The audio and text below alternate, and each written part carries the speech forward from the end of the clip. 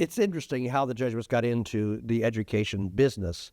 It was certainly not in their purview at the beginning. As a matter of fact, it was almost excluded from their purview at the beginning, because in their discussions in 1539, Diana said, and they seem to agree with this, that there will be no lectureships in the Society of Jesus. That is to say, they would not assume permanent teaching positions, and that would not be something that they would do. So how do they get into this education business? A caricature, but I think it hits the nail on the head of, I think, earlier explanations of how it happened was St. Ignatius was sort of sitting in his study one day, and he looked out at the signs at the times of the 16th century and said,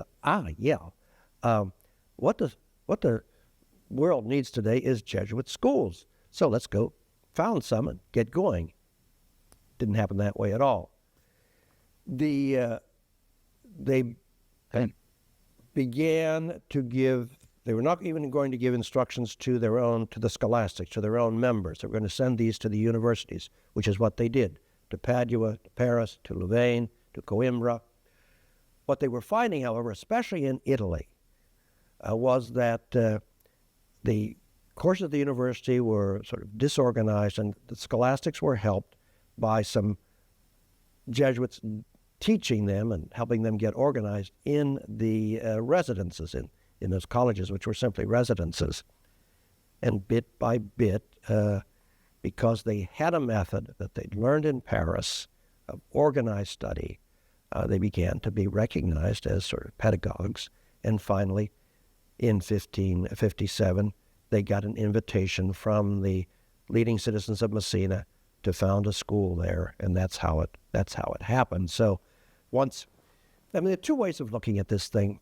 One way you look at it, you say, this should not have happened, because they were intent on a more directly pastoral ministry at the beginning, and as I said, they had explicitly, you might say, excluded any kind of academic engagement. So it shouldn't have happened. Looking at it another way, their background sort of oriented them in this direction. The 10 companions, they were, as a group, an extraordinarily well-educated group of people. They all had degrees from the most prestigious academic institution of the day, the University of Paris. And they came from families of good standing, where reading and culture was sort of part of the way they were raised. These were not peasants. So you can see how they would be, this would fit. Moreover, at Paris, at the university, they had been exposed to this so-called Parisian mode. That is to say, it was a very organized way and graduated way of going about learning, from step to step, from a more elementary to a more advanced, and so on and so forth, by way of examinations and well-organized steps. Got to Italy, that was not the Italian way. In Italy, most instruction was given in the universities and even in the so-called other schools for more of primary and secondary education, kind of little seminars. They'd be reading Virgil, for instance, and you came in at the age of 10 and you're just beginning Latin. You get in there with people who were had been reading Latin for 5 or 6 years, and you just did the best you could, and you just kind of went. And there was no way to sort of move from a more elementary way to a more advanced way, and that's what they brought to Italy, and that's where they got started, and that's what they said. Oh, here's something we can do, and nobody else is doing, and we do it well, and there's a demand for it. So it's not just that they saw that this was a good thing to do, but it was something they could do, something that their background and training and experience equipped them to do. I think that's very important for us to remember today. We can't just do everything. There's some things that, because of our tradition, we're not so adept at doing, whereas there are other things that we are.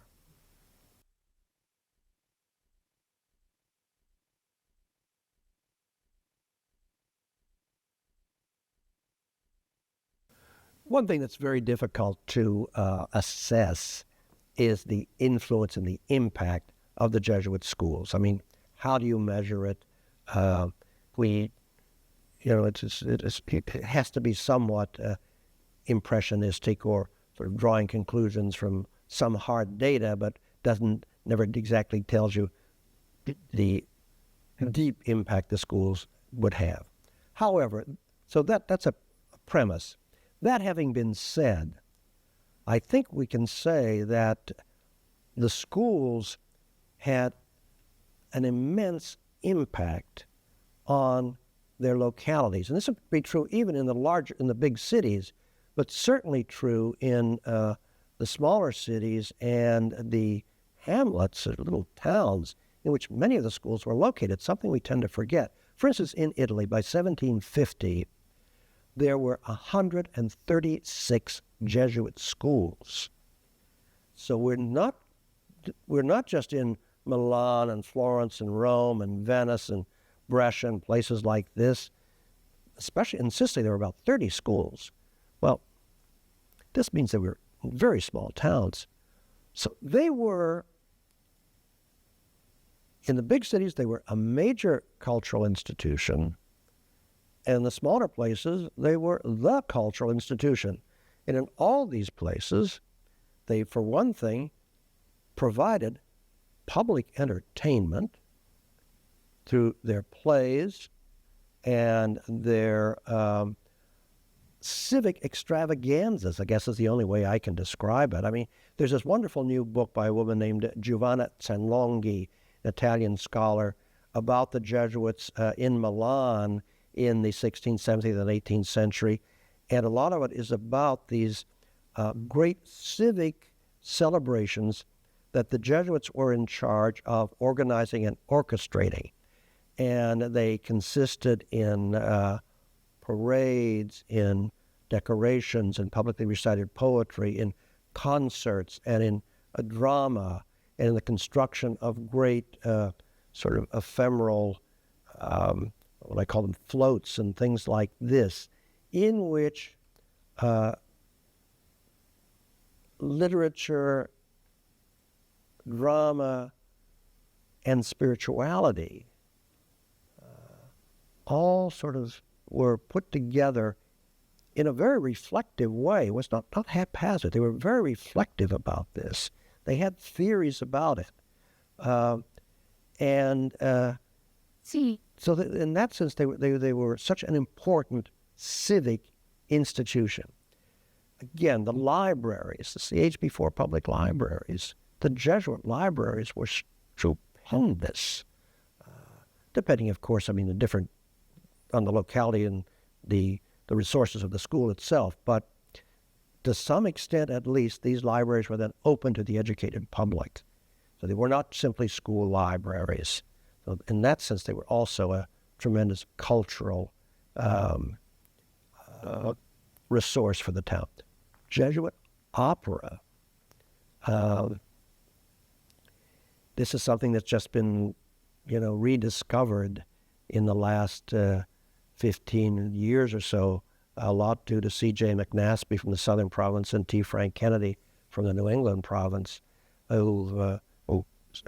Frank Kennedy has produced 3 of these Jesuit operas, which I've had the privilege of seeing. These were, the larger schools did several of these a year. Sometimes they were almost indistinguishable from the Jesuit plays, the dramas, but again, a tremendous cultural phenomenon. It's estimated that in terms of Jesuit drama and theater, that there were about 100,000 Jesuit plays original plays. Original, not always so original, but plays, and most of these written by Jesuits that were produced in the schools and then exported from school to school, from country to country, and sometimes then set to music, became operas. An extended sense of that word. In these plays, in the intermissions, ballet, dance. The Jesuits and dance, what an interesting phenomenon. Many of the schools, the larger schools, had a maestro di ballo.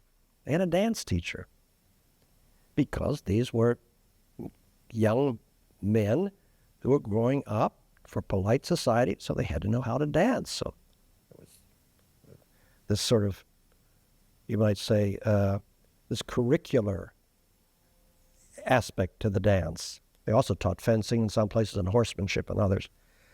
Then there was the allegorical sense of dance that in these productions, these dramas, in the intermissions, there would often be a ballet with an allegorical theme, so that dance was looked upon, these gestures, the motion and so forth, the costuming, the setting, had a meaning beyond what you saw. It was not simply entertainment, but it was, it's very sacramental.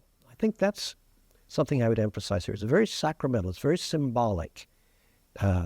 Dance being another expression of something that we can't put into words, but that draws us to higher things, to moral good and to spiritual good, to the transcendent, and so on. In France, in the about 1650 to 1750, dance was perhaps more important than it was in any other cultural place in the world, although it was important in other places. But France was sort of special, and they seemed to pay more attention to it. And in France, during this period, there were 10 books written on the history and the theory of dance. 7 of those were written by Jesuits. Doesn't that tell you something? They were criticized for their engagement with dance, and especially in France, they were criticized and despised, you might say, by the Jansenists. This was worldly. And what the Jesuits tried to do was theoretically justify dance and justify it as something that was appropriate for the Christian. In Poitiers, at the time of the canonization of Francis Borgia, the Jesuits put on a play in his honor and then also a dance. The dance was interspersed in the intermissions. And there were people in the city of Poitiers who criticized the Jesuits for this, was the Jansenist influence. So later, a few months later, the Jesuits published the text of the play and prefaced it with, written by a Jesuit, a justification du ballet, a justification for ballet, a justification for dance. And what this was not simply a justification of the dance that was produced on that occasion, but for dance in general. And that it was an expression of sort of the, you might say, the harmony of the universe. It was justified by the Bible in that David dancing and Miriam dancing, dancing before the Ark of the Covenant, and that it was an expression of the human spirit and of the, how did they put that, of the joy and freedom of the human spirit.